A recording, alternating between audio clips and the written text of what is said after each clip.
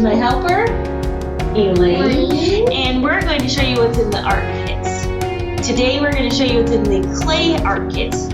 Your first art kit you get to take home. And did you open your art kit yet? Did I ask you that already? So we're going to look to see what's in the art kits. We're going to show you. You can follow along with us for the project, or if you want to just explore what you can do with the clay on your own, that's okay too. So let's get started. Are you ready? To start out, we're going to set up our workspace. So you can take all the materials out of your art kit and set up your table spot. You might want to put your clay on a paper plate or a towel. The paints and the Mod Podge, which is the one with the sticker, you can set aside because we're not actually going to use those for a couple of days. Divide your clay into half, and then on each half, you're going to divide that into 3 balls. And those clay chunks, you're going to now take 2 of them to make 1 cupcake. The rest of it's going to be extra, and we'll show you what you can do with that later. So to start your cupcake, we're going to start with the bottom of the cupcake, and we're going to make a pinch pot. So to make a pinch pot, you first want to start with a ball. So make it really round. Open up the palm of your hand and roll it on the table, or roll it in your hands together. Now to make the pinch pot, part of the pinch pot, you're going to take your thumb and squish it into the clay. I call that a thumb hat. Use your pinching fingers to go all the way around in a circle and pinch the clay. You want the clay to be even on the bottom and the sides. So pinch the bottom just as much as you pinch the sides. And you're going to go around in a circle around the clay as you do that until you get it all complete.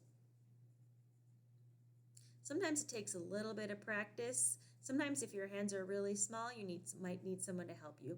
These are going to be mini pinch pots. They're going to be really tiny just for decoration. So it should be kind of easy.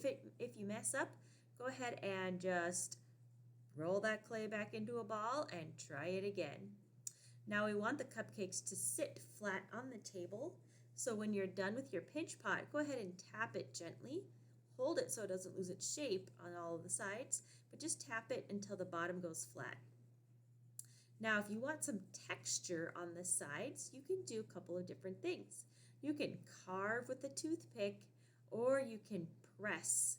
I want to make it look like a cupcake liner, so I'm just going to press a toothpick in all the way around the bottom of the cupcake. I'm going to leave the bottom smooth because when we're done, I'm going to carve our initials or our name in the bottom, and I always like to do the date so I remember what year I made this project. Okay, smooth out any of the clay boogers. If there's any sticking up, so you don't want those to dry on there, you want it to be nice and smooth. Smooth with your thumb.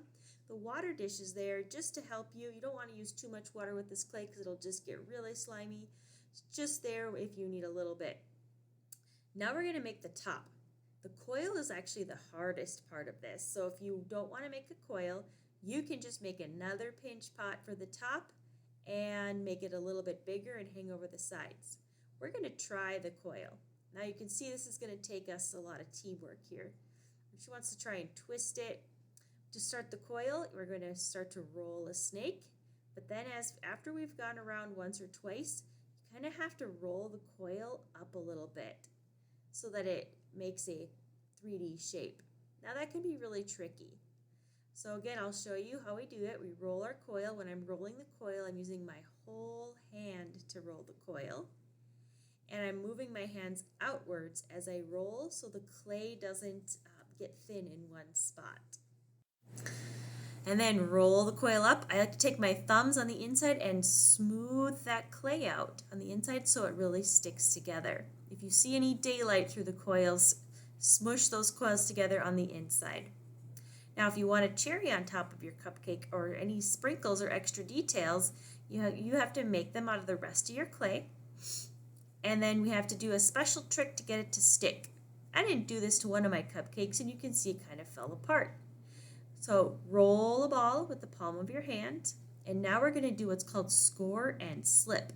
Use your toothpick, and you're going to scratch bunch of scratches in one direction and then flip and scratch the other way. You want to make sure these are deep enough so that you can actually get a little water to stay in them. We're going to do the same thing on the bottom of your decoration. Scratch in one direction and then scratch the other way. Anytime you're joining clay together, you need to do the score and slip or the scratch and slip to make it stick. So think of this like the Velcro, and then you're going to take just a little dot of water, since these are really tiny projects, and you're going to put a little bit on the top and a little bit on the other side that you're sticking together, and think of that as making mud to make glue. Give it the wiggle test, wiggle it until it starts to stick and it doesn't move anymore. Now as that dries, that glue will start to hold it together. All right, if you want to make little sprinkles, you know what to do. Make some tiny little coils and score and slip them on with your stick and water. Yep, you have to do that to every single one, or they'll probably just fall off because the clay shrinks as it dries and it doesn't want to hold together. So in this one, I'm going to make another pinch pot top just to show you how that would look.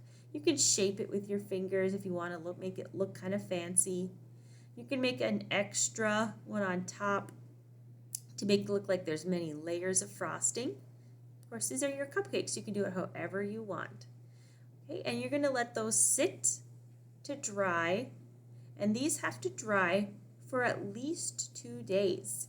You'll notice that the color will start to turn lighter, and it won't feel as cold, and it won't feel as heavy. When it doesn't feel cold and it looks like a light gray, then it's ready to paint. But until then, set it on a plate and set it aside where it won't get bothered for a couple of days, and then you can come back with your paints. If you might have some extra clay, if you want to make an ornament or sculpt something else, you certainly can. When I made an ornament, I rolled it flat, pushed it flat with my hands, took the end of my paintbrush, poked it through, and then smoothed it out. And then you can take a toothpick and you can draw or sculpt on there. You can take some clay and make coil letters and score and slip on there. Or you can just make a sculpture, whatever you want. Okay, when it comes time to painting, you want to make sure that you have your primary colors, your red, yellow, blue, set out, and a place for you to mix them. A plate works well, like a paper plate or styrofoam plate, or if you don't have that, just a piece of scratch paper or cardboard. I'm mixing what's called secondary colors, so I'm taking a primary and another primary and mixing them together. That would be like orange, green, and purple. If you add white, you can make it light, and that's called making a tint. So if you want to mix even lighter colors like pink, oh, don't forget to roll up those sleeves, or a light blue or a light green, go ahead and add white. Now, we worked together quite a bit on this. This took some teamwork. You want to try to keep your colors clean, so that's why we have a lot of paper towels sitting out, a dish of water, and we're kind of doing some teamwork to clean that brush in between. Try to keep the paint out of the danger zone. That's the shiny part. It'll keep your hands a little bit cleaner too.